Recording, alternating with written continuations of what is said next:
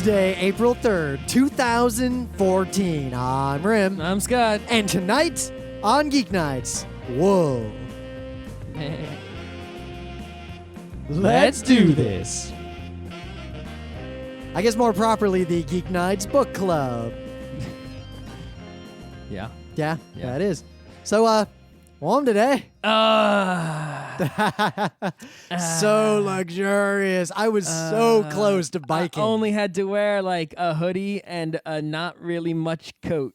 Last night I was like, I should bike to work tomorrow. And then I went to bed. And then I woke up and I was like, I should bike to work today. It's right on the borderline where I think you'll be totally cool biking to work, but since you'll be wearing shorts and then you go over the bridge, you'll be a little cold, like, but you'll make it, and then it'll be, it's like on that border. I like have 2 an degrees advantage. warmer, and it'll be like, fuck yeah. I have a significant advantage. The Pulaski doesn't really count because it's Hair? barely a bridge. Hair? So, no. If I had hair, I could bike now. By the time I get to the Williamsburg Bridge, which is the bridge I have to worry about, I'm already hot and sweaty from biking. Mm-hmm. I don't have a bridge early in my ride, only late in the ride. The only reason I didn't bike was that I have not actually looked at my bike since last time I biked. Yeah, I guess all I really need to do, I could I had probably to just pump up the tires. I could clean probably it. just pump it up and go, but I still got to check the brakes and make sure the wheel I gotta clean turns. it. I gotta lube it. I actually want to degrease the chain and regrease it. There's some stuff I want to Actually, do. you're not supposed to do that. Now mine's pretty fucking grody.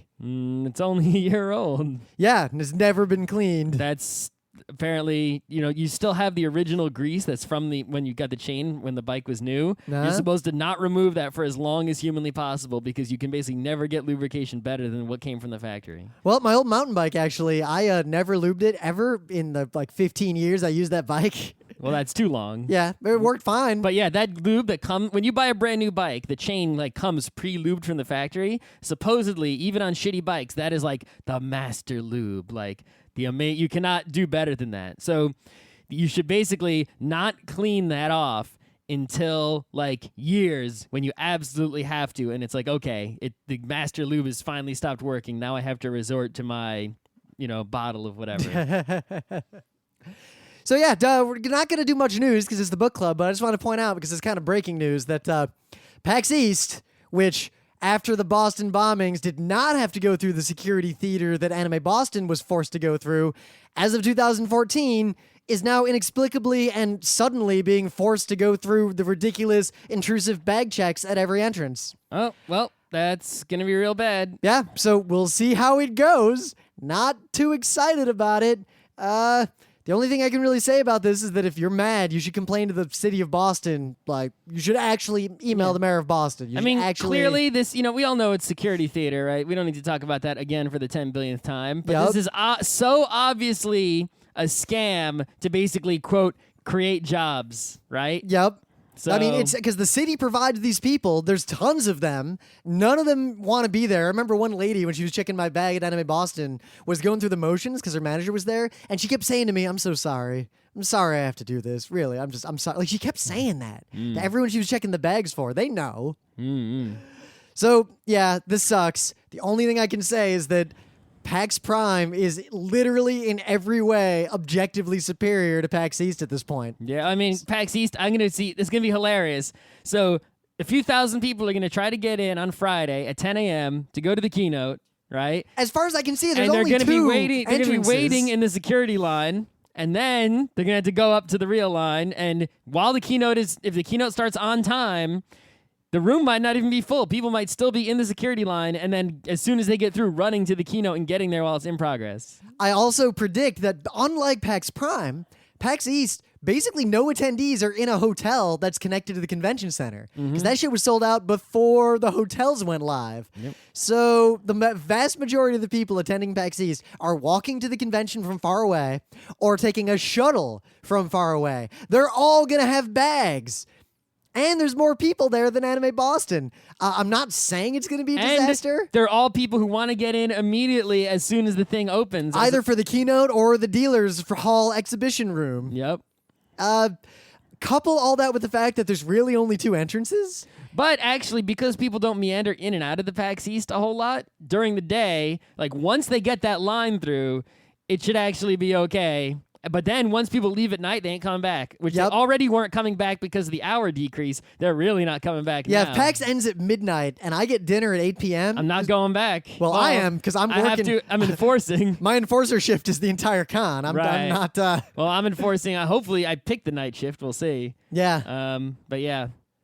So, not super excited about this. I hate to say it, but probably wouldn't attend PAX East if I weren't a guest speaker and/or an enforcer. That goes for pretty much every convention. I would go to PAX Prime if I was just an attendee. Yeah, sure. I would go to MagFest if I was just an attendee. Well, obviously. Those are probably the only two major cons I'd go to if I was just an attendee, to be perfectly blunt. I might go to Kineticon if I was. Yo, you know what? I would go to if Kineticon. I was just an attendee of Kineticon, you know what I could do there? Oh my god, I'd play fucking games. Oh man, right? Yeah. Yeah, I would go to Kineticon if I was just an attendee, even though I've never done that because I've always been a guest or staff or something. But we have gone to Kineticons where we didn't have much to do. And Yeah, well, we ran spent- panels, but that was it. Well, there was that one year way back where we showed up, not knowing if we had panels, tricked the staff into giving us badges as guests, and then we looked through the schedule, found that they had scheduled all the same panels that we did the previous year, that year, without telling us, and then proceeded to show up and run all those panels. Kineticon's come a long way, guys. But yeah, that's neither here nor there. GeekNights Book Club, but first...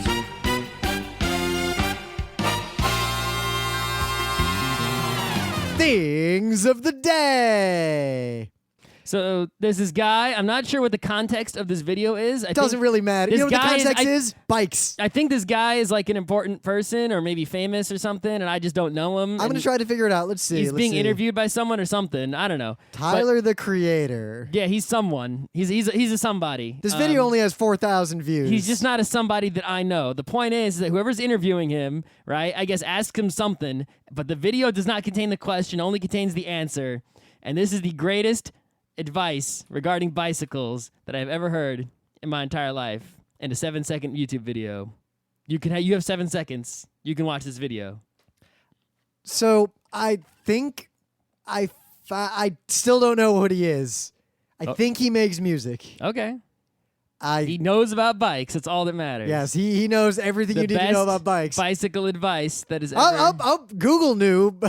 Okay. He is a rapper. All right. Tyler Gregory Onkonma, better known as Tyler, the creator, is an American rapper and record producer from California. He's 23 years old, and his albums are called Wolf, Bastard, and Goblin. I'm liking this guy more and Yeah. more every second. Also, the 3 pictures of him that Google decided to show me, I think he's a cool dude. I'm liking this guy even Look more. at that face.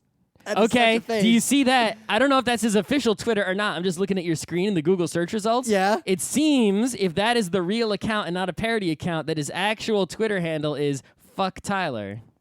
If that is true, he is the best. This guy's awesome. We'll find out. I'm going to listen to his music later. Yeah. Maybe I'll put it in the... Anyway. So, yeah.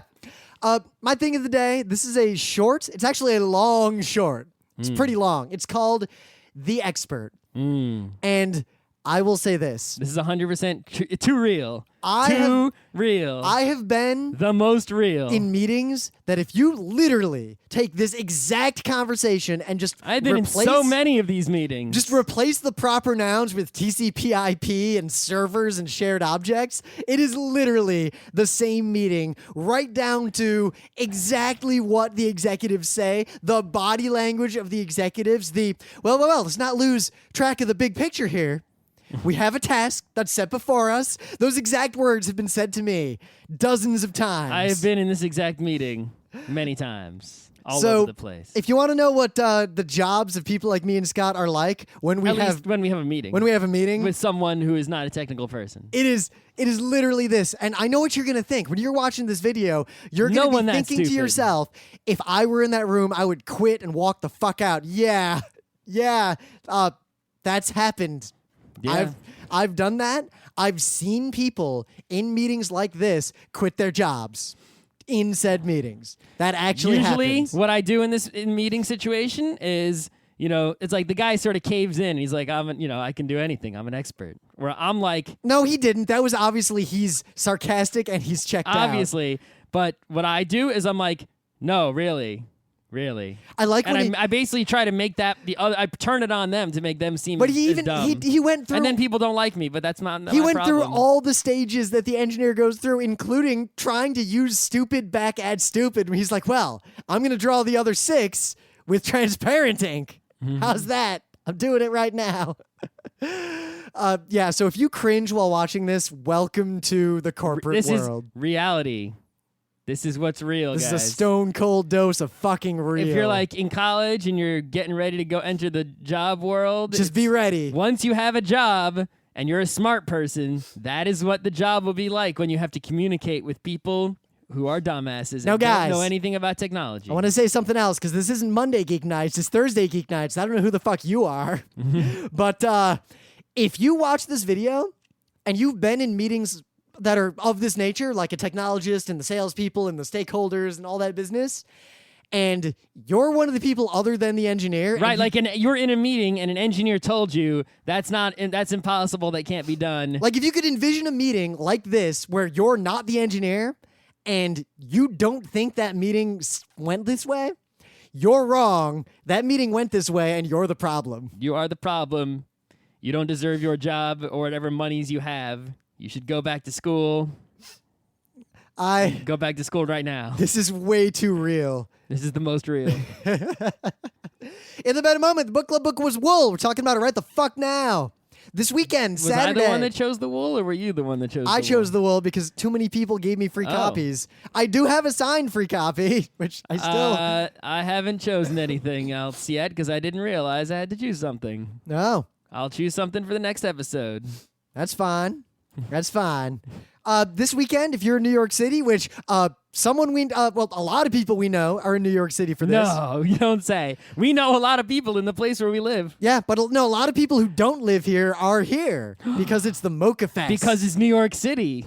Mocha Fest is this goddamn weekend. That's also true. We're going to be there Saturday, pretty much at the open. Until we leave it? Until we see everything, then we're going to go buy a pie. Yeah, and then eat an awesome lunch somewhere. Yep. If you're going to be next weekend in Boston and you can get through the security theater, one, I recommend try to snag some tabletop gaming space in the hotel early. Like if I were you and I was going to PAX East, do all the stuff in the con you want to do before noon, get a huge lunch at Legal Seafood Test Kitchen. That's the only place to eat. And then go to the hotel, get a space to game, and don't fucking give up that space for anything for the rest of the night. Mm-hmm. That is my suggestion to you. But Friday, 1 p.m. in the Badger Theater, we will be doing our most controversial panel yet. Why no one will game with you. It's so controversial, we're going to get in trouble, and it'll be the last PAX panel we do ever. If we didn't get in trouble after our Vietnam, when we fucked up that late show, I don't think we could get in trouble. I would have to get on stage, say something racist, and drop my pants. Yeah, what was that? There was that Dancy guy who got kicked out, right? Yeah, and all he did was take his pants off. Yeah, I don't know. As far as that's a lot. I'm not going to say all he did was take his pants off. That's a lot. The straw that broke the camel's back was taking his pants off. He was otherwise just a fucking... Nah, there's a lot of fuckings. Yeah. Yeah. So, why no one will game with you? That's actually what we're talking about. Why no one's going to game with you? You, right now. Because no one likes you. Yeah. Or at least they don't like your You're games. the dumb person in the meeting. 1 p.m. Badger Theater. Other meta Friday. items. Come and find us on the internet. And all the places on the internet that people are and existing, we are also there. We're going to be at ZenkaiCon on Saturday and Sunday doing panels in Lancaster, Pennsylvania. April, the fuck is this con? 25th? So I guess the 26th and the 27th of April, we're going to be there. Kineticon is coming up a couple months down the road. Mm-hmm. And we're going to be at PAX Prime. I'm probably going to be at PAX Aus. I'm going to be at PAX Dev. I don't know if Scott will be there or not. Maybe. Probably going to be at the next PAX East. Probably going to be the next Anime Boston. Getting way ahead of ourselves. So Wool. I picked Wool as a book literally because so many people gave me free copies of it and a bunch of people were talking about it on the internet. Either it was going to be good, which is awesome, or it was going to be another King Killer Chronicle. Captain Penis fucks his way through being a nice guy in a fantasy world. Well, I mean, anything in the world is either good or bad. Yeah, right? but not just bad, but bad enough to where I'm actually mad. There was no chance of it being slightly bad or just mediocre. It was either going to be amazing or crap. There was someone tweeted at me recently, and they said something like, "Man, the King Killer Chronicle really shat in your Cheerios, didn't it?" And I was like, you know what? It kind of did. But yeah, no, I mean, whenever something is ridiculously popular, right, some nerds have a reaction where they don't even know anything about it yet. All they know is that thing over there is ridiculously popular, and that either makes them want to check it out super hardcore, or if they're a different kind of nerd, it makes them want, immediately judge it to be shitty and mainstream or too popular, and they completely, say it sucks even though they know nothing about it yet, right? There tends to be a lot of nerds that do that. Whereas for me, when I see something that's ridiculously popular, I go, and I don't necessarily say that sucks, because it's not. Most of the time it's not complete garbage, right? Very few things are ridiculously bad, right? Odin comes across once a century, right? But I don't immediately jump on board either, right? I'm always just skeptical, why is that thing so popular? We'll do a little bit of research and then we'll wait. Why am I seeing this so frequently, right? Before I even read Wool, I saw someone on the subway reading Shift, which is the sequel. And I was like, which apparently we were told is shit. What's up with that? So yeah, and like I said, the anecdote was I was given a free copy by two different people at two different conventions. And we got a free copy when we went to some charity dinner in the goodie bag. Yep. So I had all these free copies. So might as well read it. So I'm going to say this one last time, guys. It's a book club. We're talking about it, assuming you already read it.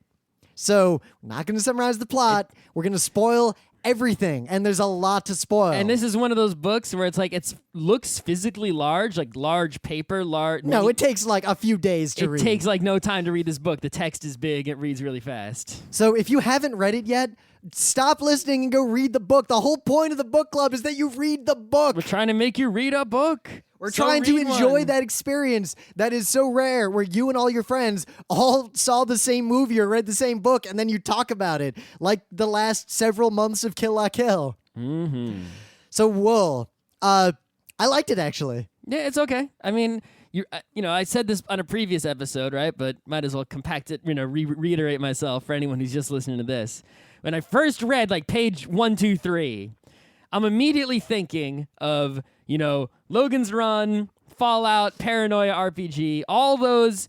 I'm like, this is another one of those. And I'm like, well, that's kind of good. I like those. Those are things I'm down with. And there aren't that many of those that have multiple of those in the same story. That's Paranoia true. is usually just Paranoia. Brazil is usually just Brazil. Oh, Brazil's another one. But Brazil doesn't have See, this is more specific than that, right? Logan's Run, Paranoia, and Fallout all have not just the sort of post-apocalypse weird society issue, which also Brazil has. Yep. But they also have the specific thing of people locked in to a place, right, where the entire society is enclosed, sealed in. Phoenix Volume 2, Future, also has that. And within that space, like the Paranoia side, the people are color-coded in some fashion and don't intermingle. Something like that. Right. But anyway, there was some intermingling, at least in Wool, but it was superficial. That's kind of the point. Right. So on the one hand, I'm like, that is a trope, a story mechanic that I like, a kind of story that I like. Wow, Wikipedia fucking spoils it immediately. Right. Anyway. But on the other hand, right, I'm also giving it minus points in the first few pages because I'm like, oh, it's just ripping off Paranoia, Fallout, etc., right? So on the one hand, it's like, okay, it's another one of those things that I like, that I've seen so often, but it's another one of those, right? So plus and minus from the get-go. But then I realized something after chapter 2. I'm like, let's think about this for a second. Logan's Run, right? Fallout, Paranoia the RPG, Phoenix Volume 2. Those are fucking obscure things only nerds know about. Maybe Logan's Run. Well, it's like maybe if you've never read a lot of fantasy fiction, you might read Game of Thrones and think, "Oh my god, it's so serious and dark and amazing." Maybe Logan's Run, a normal non-nerd would know about. It has to be a normal non-nerd who's also kind of old at this point. Right. It's like the things that tell this story's been told at least 5-6 times before, but every place the story has been told is in an obscure, nerdy, media that only people like us even know about. They're super popular among people like us, but among the general populace of the world, this story has not really been told in pop culture outside of Logan's Run, which isn't that popular. Yep. So this is like, hey, I saw people reading this shit on the subway. This is introducing that story that to them, this seems unique and amazing and original. Right? I don't know if the author of this, borrowed or came up with the idea. Had to have. If this guy has never heard of any of those things, I'm kind of amazed at his... Well, supposedly Harry Potter lady never read any, Book of Magic or whatever. And I can see that, though. I don't know. But anyway. Yeah. Well, so... And supposedly, what's it called? Hunger Games never read Battle Royale or knew it existed, supposedly. Right? Whereas you wouldn't believe it unless, There's one thing that you might not realize out there that you probably should. This was written as sort of a series of short stories. It wasn't originally a single book. Right, so the book that we got that was just Wool is actually like 5 books? It's 5 books, but really it's 3 books. Okay. Book 1... The first guy, and again, last warning, fucking spoilers. That's up until the mayor dies is book 1, right? No, book 1 is up until the first cleaner we see dies. That's like not long at all. Yeah, that's book 1. That's like 4 pages. And you know what? I really liked book 1 because book 1 reminded me in every way of book a Ray 1 is Bradbury. not even a book, it's a pamphlet. You know what it is? It's a Ray Bradbury short story. Yeah, book 1 is a pamphlet. It's even in the style of a Ray Bradbury short story. Kinda. I mean, look, it sets up. I can see that. It sets up this world really quickly. It sends him out there like, he wants he wants to go for a cleaning. Twilight Zone episode. Yep, it explains the deal. He's convinced that his wife went out there because she learned that they had the technology to make the screen show whatever it wanted. She's like, they pulled the wool over her eyes. The screen's a fake. She went out there, didn't come back. So he's like, I know that she knew something. I know the screen can fake it. I'm going to go out there. Holy fuck, the world's awesome. Oh, wait, they can fake it, but wrong screen. Mm-hmm. And that ending where you think he pops the mask off and then he just fucking dies out in the wilderness in the toxic air. Yep. That was great. Yep. I'm not going to say I didn't see it coming, but I didn't see the fullness of it coming. Yeah, I didn't see it's like you're reading the description of the screen over the face, and it's like I only had to read 2 words of that description before I completely grokked the whole situation. Right? And then it felt like when I'm reading the rest of those paragraphs, like, yep, I already got it. Yep, but I didn't get it before the first 2 words of that paragraph. Yep. It's weird like that. It's like, you feel like you figured it. You didn't figure it out actually in advance, right? But you figured it out basically right before actually reading it, at that moment. It's weird. It's almost like your brain has already read the rest of the words in the page, but you still haven't read the rest of the words in the page. But all I could think was that whole system seems clever because just knowing that from the beginning part of the book, all right, anyone who expresses a desire to leave is probably going to be a problem in a society like this. Right. So set up a system that guarantees they'll go die.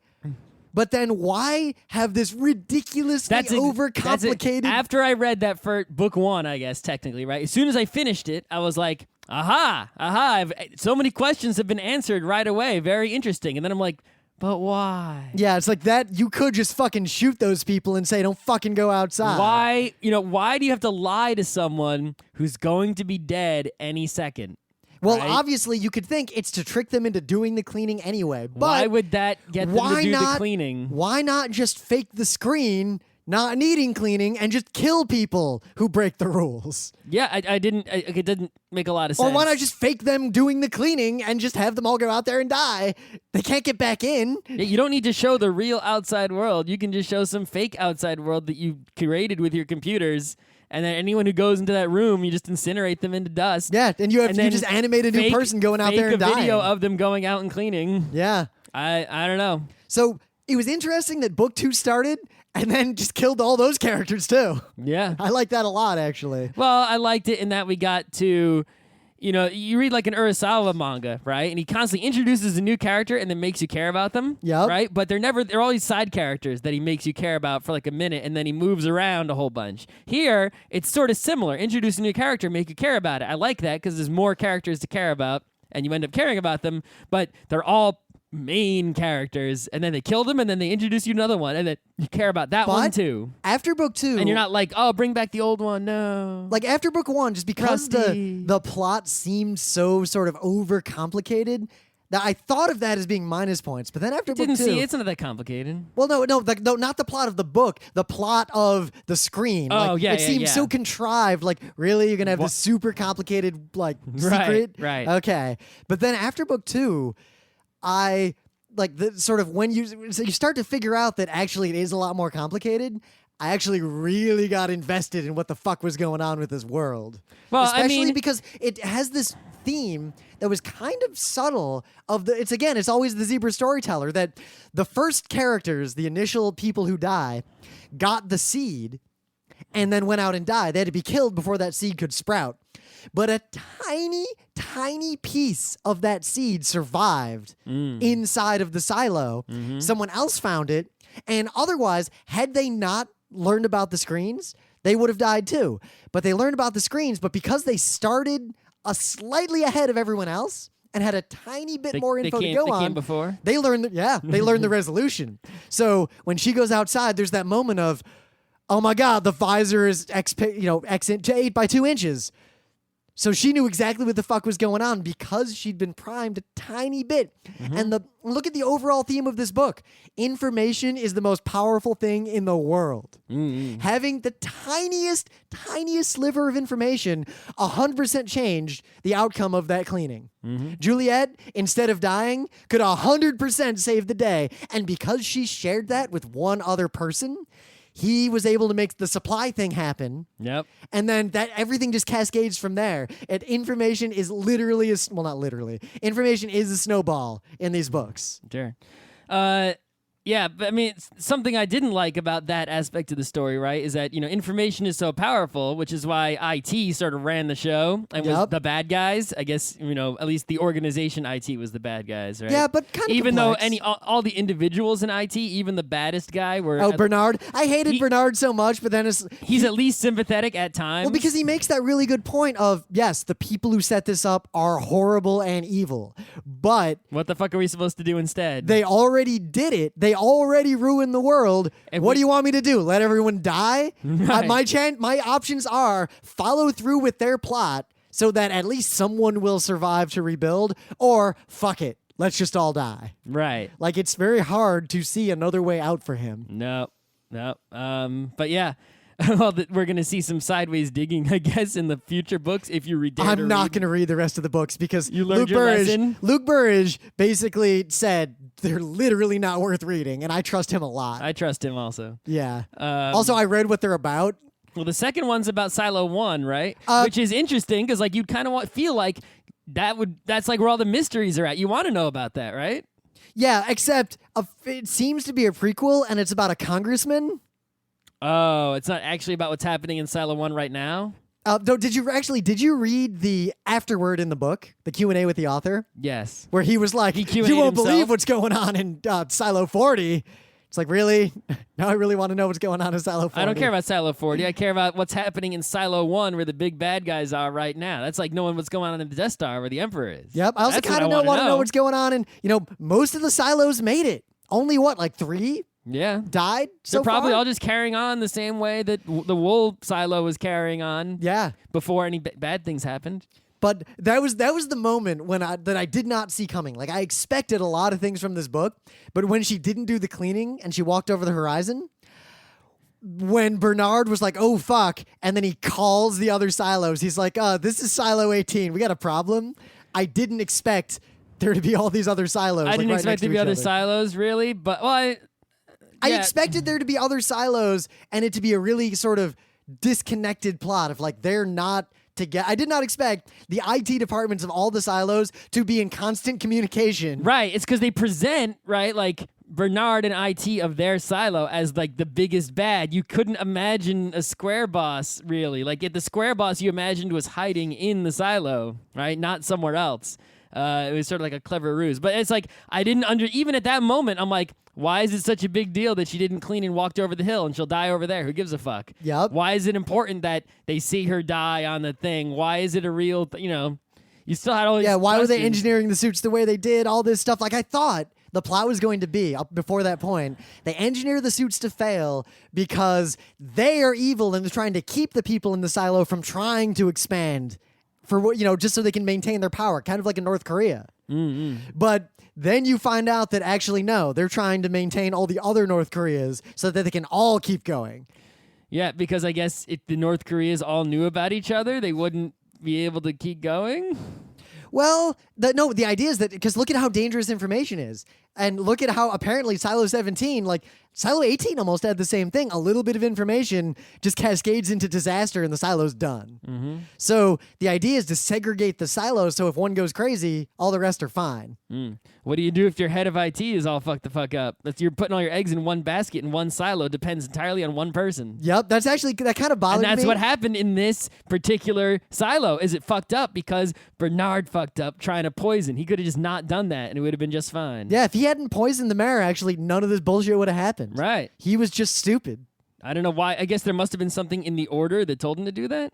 Yeah, I don't know. It's hard to say. Yeah, it's like, why did he do that? Yeah, because he wasn't trying to poison the mayor. He was trying to poison the sheriff guy. Yeah. The second in command. But even then, sheriff guy. why poison him? All that's going to do is raise questions and cause fucking issues. Why rustle jimmies that can be left unrustled? Right. It's like, why did he, like, what in the order told him to do that? Why was that? Also, he trusted Lucas way too quick. Yeah, well, let's say he had succeeded in poisoning just the second, the sheriff assistant great. guy. So now you have a mayor who's going to be sad and pissed off, and a new sheriff who she trusts who's going to be really pissed off, and they're going to investigate the fuck out of that. Right. It's not that his plan was not a plan that was going to help the silo. So I don't understand why he did that, or what in the order suggested that was a good What thing I to also do. don't understand is why the silo, all the other silo, or maybe IT just heads, letting what's her name, the main character. Juliet. Yeah, if you let Juliet. Really? You forgot I can't the remember whole shit. subplot about Romeo and Juliet in the I play? remember that now, yeah. Yeah. If you just let Juliet be sheriff, would that really have brought about the doom of the silo on its own? Or he could have gotten rid of her later if she figured stuff out. I mean, because the of that previous PC. sheriff was already bad seed or whatever, right? So Yeah, if he hadn't called her back up to do the cleaning, she probably wouldn't have figured any of that shit out. right. Anyway. But yeah, honestly, the only part of this book I did not like is the whole super long section about her going down to get the pumps going again, and then the drama of that failing. Oh, in the other silo? Yes, that chapter, that like plot was way too long. Yeah, the pacing of it was way off, and Because it was happening at the same time as the much more interesting plot in Silo 18. Yep. With the revolution. I wish that whole, I think a better editor would have told them to literally skip over that part. Have her go down, be successful with the pump, come back up, and find Solo knocked out. Right. That should have been like a few It's pages. like, they build that up so much. They spend all this time building it up, and it's like, yeah. Doesn't you matter. didn't need to build that up. Diving with, like, shoddy diving equipment under all that water is fucking scary. You don't need to explain it to me for, like, 2 chapters. And also, she's a goddamn engineer. The whole book, she is like the Uber engineer, and yet she doesn't test this at all, doesn't do a test dive. If you're going to give me that level of detail on the production dive, then show her doing the test dives, so then it makes sense that it failed because she didn't account for something. Don't just have her be stupid, and then have her be stupid for like an entire fucking set of chapters. And then don't Deus Ex the recovery with the air trapped under the stairs and shit. Yeah, that also wouldn't have worked. Yeah. I was just, that whole chapter, seriously, who edited this book? That should have been cut. Anyway. Yeah, that was just Baby's first novel right there. The other thing that bothered me slightly about this book was how IT's the bad guy and mechanics is the good guy, right? It's like it has slight but were they lettuce really tones. were they turn me really off. the good guy? Because what was their immediate reaction?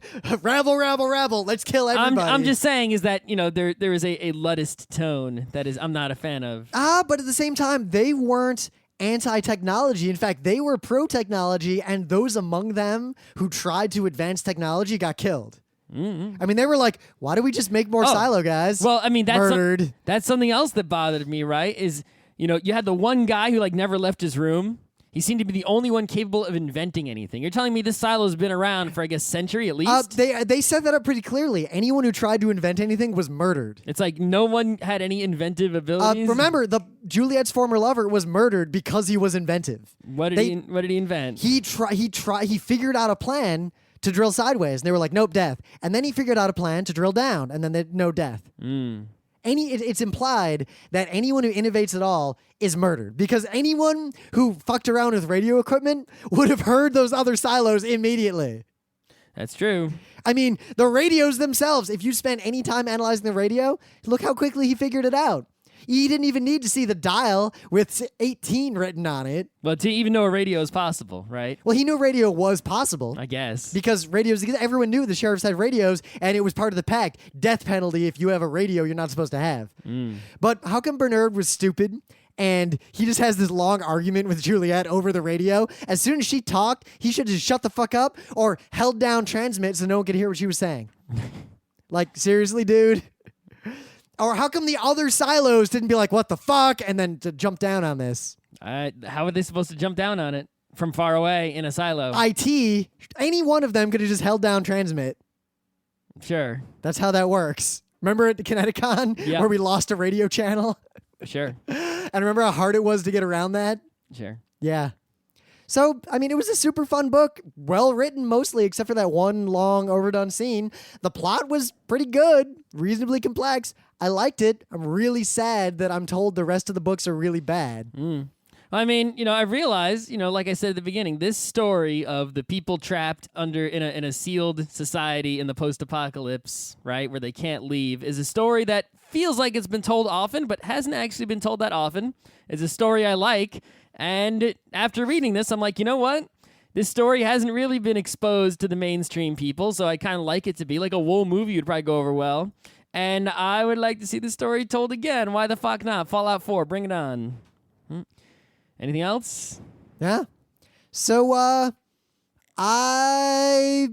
say this. Had I not been told by a bunch of people that the rest of the books are shit, I would have immediately started reading the next book. Yeah, I feel like, it wasn't like the book was ridiculously deep or anything. It's just a page turner, just like really straightforward. Like you just really got to read that next page, which is part of why it didn't take that long to read it. Yeah. So, it's a good book. I guess Scott has to pick another book. I'll pick one real soon. You gonna pick something good? I'll pick something real good. Real good? Real good. All right. No shows next week because I'm flying to Paris and then immediately from there to PAX.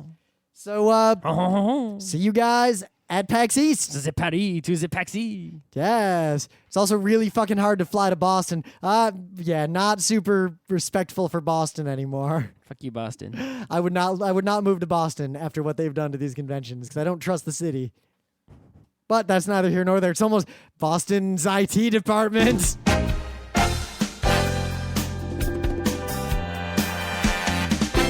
This has been Geek Nights with Rim and Scott. Special thanks to DJ Pretzel for the opening music, Kat Lee for web design, and Brando K for the logos. Be sure to visit our website at frontrowcrew.com for show notes, discussion, news, and more. Remember, Geek Nights is not one, but 4 different shows. Sci-Tech Mondays, Gaming Tuesdays, Anime Comic Wednesdays, and Indiscriminate Thursdays. Geek Nights is distributed under a Creative Commons Attribution 3.0 license. Geek Nights is recorded live with no studio and no audience. But unlike those other late shows, it's actually recorded at night.